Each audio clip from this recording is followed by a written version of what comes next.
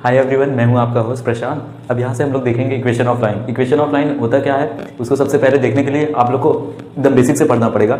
यहाँ से देखेंगे पहले कुछ पॉइंट्स हैं, ये सारे पॉइंट्स को देखेंगे, एकदम आखिरी में इसमें इक्वेशन ऑफ लाइन आएगा। तो सबसे पहला पॉइंट आपका जो है इंक्लिनेशन है। सबसे पहला पॉइंट इंक्लिनेशन, फिर अगला क्या है स्लोप है, फिर अगला क्या है स्लोप ऑफ स्ट्रेट लाइन। सबसे पहले इंक्लिनेशन देखेंगे, फिर स्लोप देखेंगे, फिर स्लोप ऑफ स्ट्रेट लाइन, फिर slope of any two points, कोई भी दो पॉइंट्स दिए होंगे उनका स्लोप देखेंगे, फिर slope of parallel lines, slope of perpendicular, जब दो लाइन एक दूसरे के पैरेलल होंगी तब उनका स्लोप क्या होगा, जब दो लाइन एक दूसरे के परपेंडिकुलर होंगी तब उनका स्लोप क्या होगा, एक्स एंड वाई इंटरसेप्ट। सबसे मेन कंफ्यूजन एक्स और वाई इंटरसेप्ट क्या होता है इसको देखेंगे, फिर इक्वेशन ऑफ लाइन देखेंगे।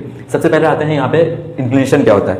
बेसिकली आपको इंक्लिनेशन देखने के लिए यहाँ से देखेंगे, इसको जो आपका दिया हुआ है दैट इज डेफिनेशन, पहले डेफिनेशन देखेंगे फिर उसके हिसाब से हम लोग समझेंगे डायग्राम के थ्रू। यहाँ से देखते हैं इंक्लिनेशन ऑफ लाइन क्या होता है। The inclination of a line is the angle. तो सबसे पहली बात हमको क्या यहाँ से पता चली, इंक्लिनेशन ऑफ लाइन कुछ भी नहीं है, क्या है, एक एंगल है। क्या है, एक एंगल है। दैट इज 30 40, या आप अगर रिप्रेजेंट करना चाहो तो theta pi alpha beta gamma जिसमें भी चाहो उसमें रिप्रेजेंट कर दो।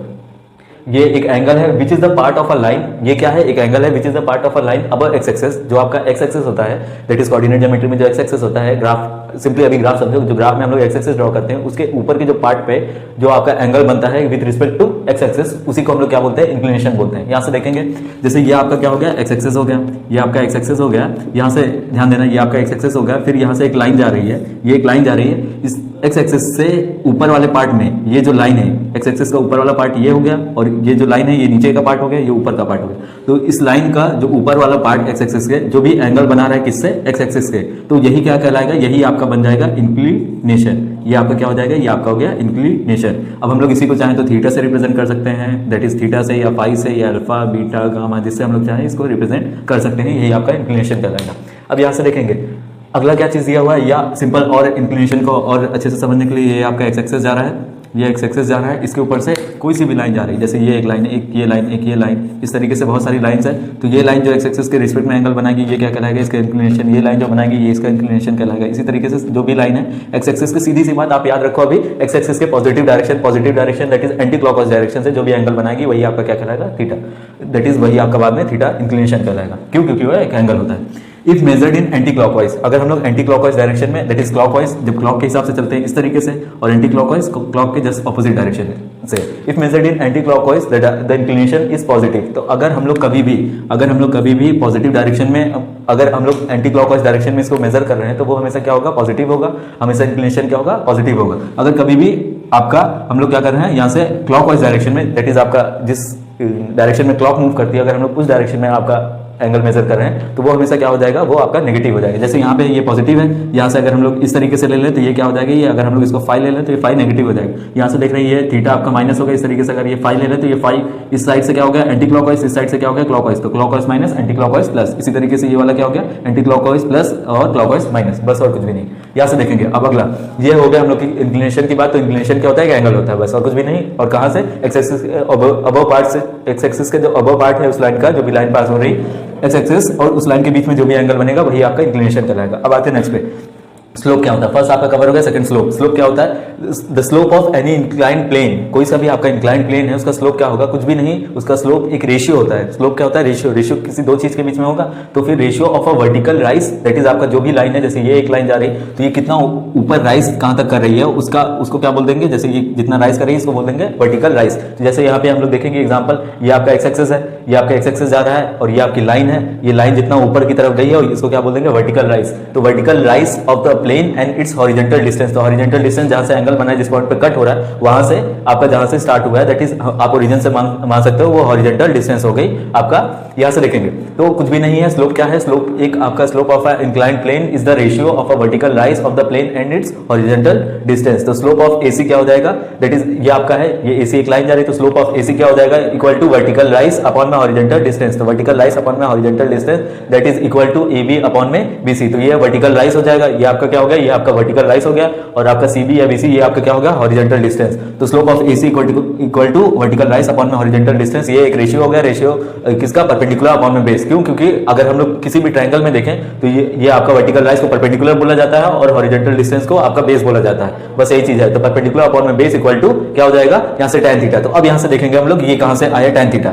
तो सिंपल सी बात, अगर हम लोग ट्रिग्नोमेट्री में आ जाए तो यहाँ पे क्या होता है, परपेंडिकुलर अपॉन में base equal to tan theta होता है। तो परपेंडिकुलर क्या है, वर्टिकल राइज है, और नीचे वाला क्या क्या है, दैट इज आपका बेस है, बस और कुछ भी नहीं। तो ये क्या हो गया स्लोप की डेफिनेशन, स्लोप आपका वर्टिकल लाइस अपॉन में हॉरिजॉन्टल डिस्टेंस के बीच का दोनों का रेशियो है। अब यहाँ से आते हैं तीसरा point, that is slope of a straight line. Straight line का एक स्लोप क्या होता है, ये चीज हम लोग देखेंगे। The slope of a straight line is the tangent of a inclination. तो इंक्लिनेशन क्या था, एक एंगल था, इंक्लिनेशन क्या था, एक एंगल था, उसी का जब हम लोग क्या कर लेते हैं टेंजेंट, दैट इज tan के फॉर्म में जब उसी एंगल को लिख लेते हैं तो वो क्या कहलाता है, वो लाइन का स्लोप कहलाता है। यहाँ से देखो the slope of a straight line, कोई भी एक स्ट्रेट लाइन जा रही है उसका स्लोप क्या होगा, is the tangent of inclination. उसका इंक्लिनेशन क्या होगा, जो एक्स एक्सिस से जितना भी एंगल बनाएगी वही उसका इंक्लिनेशन कहलाएगा। उसी इंक्लिनेशन को जब टेंजेंट के फॉर्म में लिख लेते हैं तो वो क्या कहलाता है, स्लोप। स्लोप उस लाइन का कहलाने लगता है। तो हमेशा स्लोप किससे डिनोट होता है, डिनोटेड बाय लेटर m।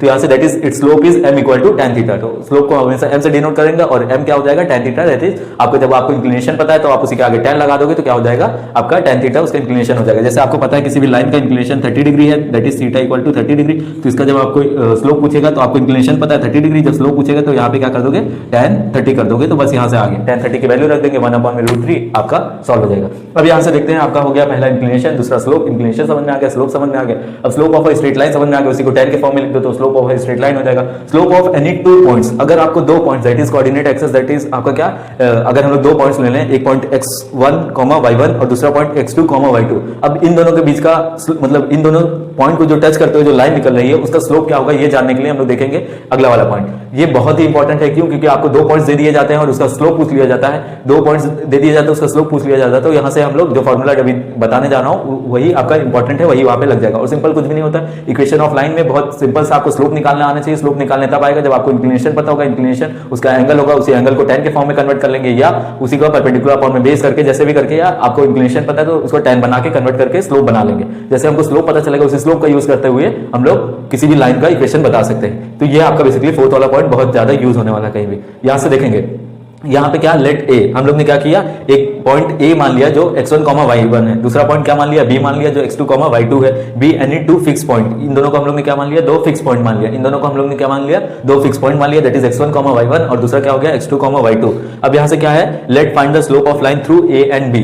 अब दो पॉइंट है, इससे अगर एक लाइन आपकी जा रही है, इससे अगर एक लाइन जा रही है तो यहाँ से हम लोग देखेंगे कैसे इसका स्लोप निकालते हैं। तो slope of A B, that is ये a पॉइंट है, यहाँ से हम लोग ने क्या किया, ये आपका पूरा ग्राफ में ड्रॉ कर दिया। ये अगर आपका x एक्सिस है, ये आपका x एक्सिस हो गया, इसी तरीके से ये आपका क्या हो गया, ये आपका y एक्सिस हो गया।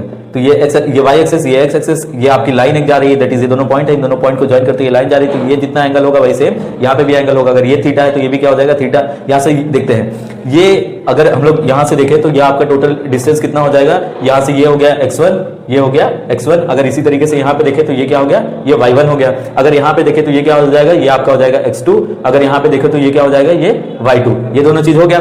ये टोटल अगर y2 है, यहाँ से देखना ये टोटल डिस्टेंस। यहाँ पे देखेंगे अगर हम लोग को स्लोप इसका निकालना, अगर हम लोग को इसका स्लोप निकालना है तो हम लोग को क्या चीज पता होना चाहिए, वर्टिकल राइज अपॉन में हॉरिजॉन्टल डिस्टेंस, ये चीज पता होनी चाहिए। तो मतलब ये चीज और ये लेंथ अगर हमको पता तो हमको यहाँ से पता चल जाएगा। ये टोटल y2 है और ये y1 है, तो ये कितना हो जाएगा, टोटल y2 है, यहाँ से यहाँ तक y2 है, ये y1 है, तो ये कितना हो जाएगा, ये वाला पार्ट ये आपका हो जाएगा total, that is y2 minus y1, ये चीज हो जाएगा। इसी तरीके से नीचे देखेंगे टोटल यहाँ से यहाँ तक क्या है, ये टोटल आपका x2 है और ये कितना है, x1 है। ये टोटल x2, ये x1, तो x2 ये कितना आ जाएगा, ये x2 में से x1 को माइनस कर देंगे, आपको ये चीज पता चल जाएगा। तो यहाँ से आपका सिंपली क्या हो जाएगा, x2 माइनस x1, ये डिस्टेंस आपको पता चल गई। तो यहां से क्या निकलेगा, slope of AB equal to m equal to क्या है, tan थीटा। tan थीटा क्या होता है, परपेंडिकुलर अपॉन में बेस। तो इसका परपेंडिकुलर आपको क्या आया है, y2 माइनस y1 आपने उठा के रख दिया, और इसका बेस क्या आया है, x2 माइनस x1। तो बस यही चीज आपका यहाँ से हो गया। अब यहाँ से अगली वीडियो में हम लोग देखेंगे कि इसके आगे, दैट इज जब दो लाइन जब पैरेलल होती है तब क्या होता है, जब दो लाइन जब परपेंडिकुलर होती है तब क्या होता है, उस सारे का स्लोप देखते जाएंगे।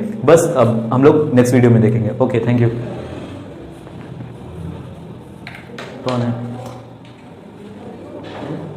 कौन था?